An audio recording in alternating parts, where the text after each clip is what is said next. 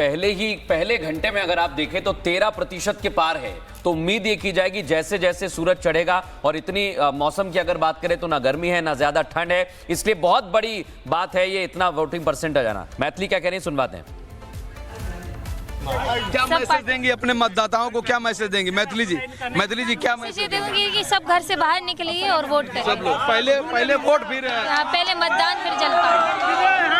तो आप देख सकते हैं कि लोगों में एक जोश है, लोग यहाँ पर नारा भी लगा रहे हैं। खुद मैथिली जी ने कहा कि पहले मतदान करिए उसके बाद जलपान करिए। आप देख सकते हैं कि सुबह से ही मैथिली कई बूथों का निरीक्षण कर चुकी हैं, लगातार वह दौरे पर हैं। सुबह से कई बूथ अटेंड कर चुकी हैं, बहुत सारे बूथ को अटेंड करना है।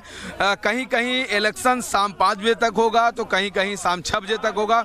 आप देख सकते हैं कि किस तरह से वह लगातार यात्रा कर रही हैं और एक एक बूथ पर खुद जाकर लोगों का वादन ले रही हैं, खुद को प्रणाम कर रही हैं। इस तरह से मैथिली का जो चुनाव है वह चल रहा है। हालांकि मैथिली की उम्र बहुत कम है लेकिन संकल्प बड़ा है। उन्होंने कहा कि हमें भाजपा ने मौका दिया है, जरूर अगर जीतते हैं तो हम अपने क्षेत्र के लिए, और जिस तरह से उन्होंने नाम बदलने की बात की, कहीं न कहीं उस पर भी आगे काम करेंगी। वीडियो में सचिन सैनिक साथ राघुन पांडे, रिपब्लिक भारत, दरभंगा। और वोटिंग परसेंटेज सामने आ गया है। अलग अलग जगह हमारे रिपोर्टर तैनात हैं। भूपेंद्र जी हमारे साथ जुड़ गए हैं बीजेपी का पक्ष रखने के लिए। भूपेंद्र जी, इस समय माहौल आप देख ही रहे हैं, हर सीट का हाल हम बता रहे हैं, लेकिन वोटिंग परसेंटेज ऐसा दिखा रहा है कि पिछली बार से ज्यादा होने वाला है। क्या लगता है आपको?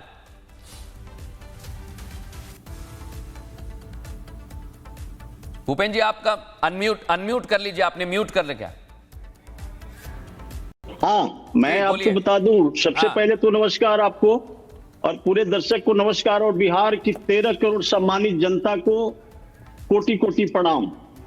मैं बता दूं भाई साहब कि बिहार के 7 करोड़ 7.5 करोड़ सम्मानित जनता है। आज जो है ना, विकास बनाम जंगल राज के मध्य नजर ध्यान में रख करके बिहार की पावन धरती पर आज लोकतंत्र का त्योहार मनाया जा रहा है। मैं आपको खास करके वहीं हमारा बिहार का यदुवंश मतदाता लौंडा नाच और सैफई नाच को दरकिनार करके राष्ट्रवाद के जो है ना पथ पर चल करके बिहार को निर्माण करके राष्ट्रवादी कृष्ण के वंशज माननीय मोहन यादव के अनुसरण करते हुए बिहार के चुनाव में खास करके यदुवंशी राष्ट्र निर्माण के नाम पर वोट करने जा रही है। तो पूरे बिहार जो है ना भाई साहब, मैं बता दूं कि बिहार जो है ना पूर्व से भी परिचित है कि भ्रष्टाचार, परिवारवाद और वंशवाद के बुनियाद पर खड़ी है 2-3 पार्टियां बिहार की। तो वैसे लोगों को जो है ना बिहार की सम्मानित जनता दरकिनार करके जी इस देश के जो है ना 140 करोड़ द्वारा चुना गया प्रधानमंत्री आदरणीय देश के नरेंद्र मोदी जी और आदरणीय नीतीश कुमार। भूपेंद्र जी, आपने एक बात कही कि देखिए जनता विकास के नाम पर वोट करने जा रही है, और बीजेपी अगर ये स्टैंड ले, भूपेंद्र यादव अगर ये स्टैंड ले पहले वाक्य में, पहली बात में, कि यदुवंशी और मोहन यादव का नेतृत्व, तो इसका मतलब सीधा है कि आप भी उसी ट्रैक पर चल पड़े हैं जिस पर तेजस्वी यादव हैं। वो कहते हैं कि भाई यादव हमारा वोट बैंक है, आप कह रहे हैं यादव हमारा वोट बैंक है। टारगेटेड आप जाति का नाम लेकर बात कर रहे हैं, तो मतलब क्या है इसका? देखिए, मैं चूंकि यदुवंश कृष्ण वंशी से आता हूं, तो यह मेरा ड्यूटी बनता है कि अपनी यदुवंश की रक्षा, सुरक्षा और मान सम्मान कैसे बचे, इसकी चिंता हमें है बुद्धिजीवी होने के नाते। चूंकि हमारा नहीं तो भूपेंद्र जी आप ये बताइए, ये मेरे साथ मृदुल शर्मा बैठे हैं, आप यदुवंशी हैं, तो आपका दायित्व नहीं है कि शर्मा की रक्षा भी आप करें या सिंह की रक्षा भी आप करें? एकदम करेंगे। हाँ, तो ये मत जोड़िए ना इससे। काम है पूरे परिवार को रक्षा करना जी। सबका साथ सबका विकास कैसे होगा? श्री कृष्ण जो है वो स्पष्ट जो है रक्षा और धर्म के पथ पर चलकर तो एक न्यायिक प्रवृत्ति, ये नारा तो आपका ही है ना, सबका साथ सबका विकास। नहीं चाहता। फिर भूपेंद्र जी आप कैसे करेंगे सबका विकास? भाई मैं तो आपको बताया कि 13 करोड़ सम्मानित जनता बड़ा त्योहार मना रहे हैं लोकतंत्र की धरती पर, तो वहीं हमारा स्पेशल अपनी यदुवंश के लिए इस बात को रखा हूं आपके चैनल ये जो स्पेशल है सर, स्पेशल जो आप कह रहे हैं, इसी का तो महागठबंधन कह रहा है कि स्पेशल ध्यान हम बिहार का रखेंगे, फिर उनके लिए भी स्पेशल। पवन सिंह को कई सारे मुद्दे हैं सर, सबसे अहम मुद्दा क्या है इस बार? मुद्दे पे बात हम लोग बाद में करेंगे। अभी वोट विकास के लिए देंगे, विकास हो रहा है और होने वाला है। जंगल राज सुशासन क्या लगता है?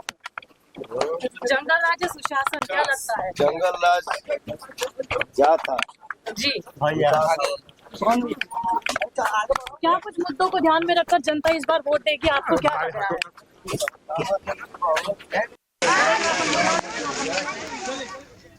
तो पवन सिंह भी थे यहाँ पर राम, और अगर भूपेंद्र जी हैं तो इनको ऑन एयर ले आइए। कुछ बता रहे थे भूपेंद्र जी, आप कह रहे थे स्पेशली आप कह रहे हैं यादवों से, तो ये स्पेशल जो है ये सिर्फ एक कास्ट के लिए क्यों है? पीएम तो कहते हैं सबका साथ सबका विकास। यही तो हम लोग को खुशी है कि हमारे देश के प्रधानमंत्री जब पिछड़ा का एक बेटा आदरणीय नरेंद्र मोदी जी जब बना तो सबका साथ सबका विकास को लेकर चलने की बात की। यही मैं मुख्य बात आपके चैनल के माध्यम से बताना चाहता हूं कि मेरा जो जदुवंश है आज 35 सालों से सैफई नाच और लौंडा नाच कर फिराक में पढ़ करके रे भाई मटिया मैच हो गया। और ये लोग जो है ना पूरे प्रदेशों में जो है ना जब जो है ना इस प्रदेश के अंदर में ये आए हैं रिसोर्स को लूट करके अपने धन्ना सेट हो गए और हमारा जदुवंश खास करके इतना पछड़ गया। अब थोड़ा इससे आगे निकलने की कोशिश करते हैं। ठीक है, आप अपने वोटर को एड्रेस कर रहे थे, मैं समझ गया। मुझे एक बताइए कि पिछली बार इन 121 सीटों में ये जो लड़ाई थी वो 60-61 की थी, और इन सीटों में से 61 सीटें महागठबंधन ने जीती, 60 सीटें आप लोगों के खाते में आई, यानी 50-50 या 55% उधर जाता हुआ दिख रहा था पिछली बार मुकाबला। इस बार क्या बदला इन 4-5 सालों में ऐसा कि आप उम्मीद कर रहे हैं कि ये फाइट 61 आपकी तरफ आएगी, 60 वहां जाएगी? ऐसा है कि मैं पूर्ण रूप से बिहार को विकासशील बना दिया मेरे भाई। 90 के बाद 2005 में जब मुझे गवर्नमेंट मिला, डबल इंजन की सरकार के हैंड में जब गवर्नमेंट आई तो सुशासन का राज आया और बिहार के अंदर में धधकता हुआ बिहार हमें मिला था। कांग्रेस के रीजन में जो है ना 128 बिल्कुल भूपेंद्र जी, बहुत सारी ऐसी बातें हैं जो चुनावों में आई हैं, लेकिन आपने जनता को लेकर जो भी वादे किए हैं वो पूरे होंगे, या आपकी तरफ से दावे किए जा रहे हैं? इस बीच हमारे सहयोगी राघवेंद्र ने मैथिली ठाकुर से बात की है, वो क्या कह रही हैं वोट कास्ट करने के बाद, सुनिए जरा। हमारे साथ मैथिली ठाकुर हैं। बहुत कम समय में आपने पूरे देश में एक लहर पैदा कर दी है कि चुनाव बेटियों को मौका मिलेगा तो जरूर लड़ सकती हैं। बिल्कुल, ये सौभाग्य मिला मुझे, बहुत खुश हूँ। क्या कहेंगी जिस तरह से लगातार आप मेहनत कर रही हैं? मैंने सारी मेहनत जो करनी थी की, आज उसका परीक्षा है। बस बूथ पे जा करके चेक कर रही हूँ कि किसी को किसी प्रकार की दिक्कत ना हो और आसानी से सब लोग अपना मतदान कर पाएं। मैं देख रहा हूँ सुबह से आप निकली हैं, कई बूथों का आपने निरीक्षण किया, हालचाल जाना कि आखिर क्या माहौल है। जी सब देख रही हूँ कि कहीं कोई असुविधा तो नहीं हो रही है मतदाताओं को। मैथिली जी, एक तरफ आप भारतीय परंपरा और लोक गायन इन सब चीज को लेकर बढ़ रही हैं, वहीं आरजेडी के मंच पर कट्टा, कनपटी और बंदूक की बात हो रही है, क्या कहेंगी? मतदाता बहुत जागरूक है, उनको मालूम है कि देश में उनको किस तरीके की शांति चाहिए और क्या वातावरण चाहिए, तो अपने हिसाब से जरूर अच्छे भारत के लिए मतदान कर रहे होंगे। वहीं पे देखा गया कि एक कलाकार भी हैं खेसारी लाल जो आरजेडी से हैं, वह कह रहे हैं राम मंदिर जो वर्षों संघर्ष के बाद कितने लोगों ने उसके लिए आहुति दी, राम मंदिर बनी तो बता रहे हैं कि विद्यालय स्कूल भी वहां बन जाता तो क्या होता। तो क्या राम मंदिर के एवज में यह बात रखना, क्या स्कूल विद्यालय तो और भी कहीं बन सकते हैं? अभी देखिए वो करके बताए ना कि वो क्या कर सकते हैं। हम लोग अपने धर्म को लेकर के अगर मंदिर बनाते हैं तो सब लोग मंदिर के पीछे लग जाते हैं।